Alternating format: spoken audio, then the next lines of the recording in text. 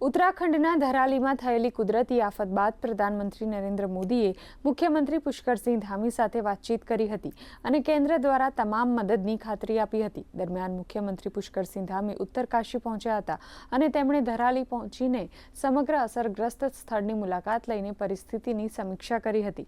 તેમણે જણાવ્યું હતું કે કુદરતી આપત્તિ બાદ તમામ એજન્સીઓ અને સેના સંકલન કરીને રાહત બચાવ કાર્યમાં જોડાઈ છે।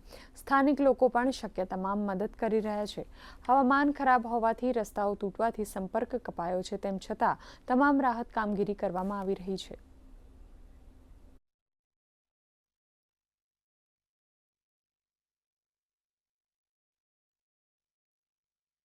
जो हमारा कल धराली की आपदा आई है, उस आपदा में सभी एजेंसियां हमारी वहां पर काम कर रही है। सेना के लोग भी काम कर रहे हैं।